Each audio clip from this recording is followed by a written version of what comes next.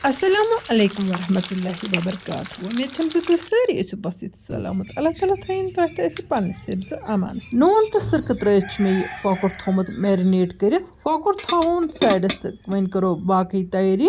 मे आज बनाउन KFC style chicken. Menu यपर किनत ओट अट्स मज त्रो मे नून, ब्लैक पेपर, चिकन मसाला, किचन किंग मसाला, coriander powder, cumin powder.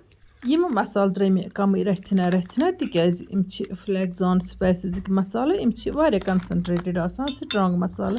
अम पत throw बह फ्लैक्सॉन कुछ मजरांगुन। यह फ्लैक्सॉन मजरांगुन वाजवानस मज इस्तेमाल करने तो आचारस मज इस्तेमाल करने। यह सिनिस या वाजवानस या आचारस सठी कलरफुल बनावान। वनु मे यपर किन बेकिस बाउल मज ओट तिकाज मे ओट दो किस्म बनाउन। अत अट्स मज कर मे सेम मसाला ऐड। वन गो यथ अट्स मज यमो मसालो अलाव ठोल करुन ऐड तो बेचु अत आब कतरना ते ऐड करन तो यम सारी चीज पूरे पठन मिक्स करन। अत गछि आटुक गोल बनन तो यह बुथ अत KFC चिकनस मज जरूरत। KFC चिकनच रेसिपी मे अकिस लेडी हेजमस युस जन KFC यस मज काम करन। यह मे यकीन यह ऑथेंटिक रेसिपी। वन गो मे किस तग बनाउन सह वुचो ब्रोट कुन। अत रेसिपी मुतलिक कर बह तह सतन टिप्स ते शेयर। मसालेदार आटुक इस मे गोल बनो अत मज ठोल जरूरी ऐड करन बे आब हन ऐड कर। मे थो गोल बन साइडस कुन यपर किन त्रो मे ताय मज तेल। यीतिस कालस तेल गि गरम तीतिस कालस कर बह चिकनस कोटिंग। गोडनेथ चिकन त्राउन यथ खुशक मसालेदार अट्स मज तो अमिच कोटिंग अत खालन तो अम पत त्राउन हुथ अट्स मज यमिक मे गोल थोमुत बनयित।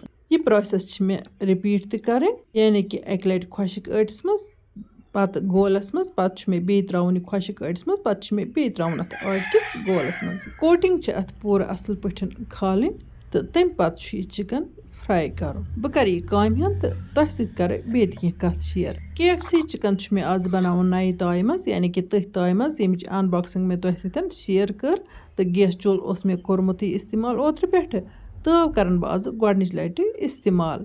यम चीज मे ऑनलाइन बिल्कुल कम रेट्स मज अनमित बाजरक निश वारिया सस्ता। योदवै तह पसंद आसन आमत तो तुह वेझो ऑर्डर करन यथ वीडियोस बन कन डिस्क्रिप्शनस मज इमन हिंस लिंक दिथ। असल पट कर मे चिकनस कोटिंग तो अम पत त्रो मे वन गर्मा गर्म तेलस मज यह चिकन बिल्कुल आराम सान फ्राई कर। अत खलन खलन दिन कह अत गो तेल तो अमे मख ज्यादा त्राउन तिकाज गि सारे अंदो इन बिल्कुल आराम सान फुल दिन वर तैयार।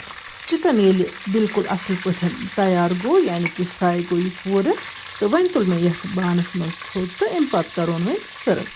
यतन कर बह पन्न सारे व्यूवरन रिक्वेस्ट अगर तह मान वीडियो तार आसन खसान वीडियो ऐसो लाइक करान तो पन्न बाकी साथियन सत ऐसो वीडियो शेयर करान तो जान जान कमेंट लिखित ऐसो जायकाज कश्मीरी किचनस लोल बरान। अल्लाह ताला बर तह सारे लोल।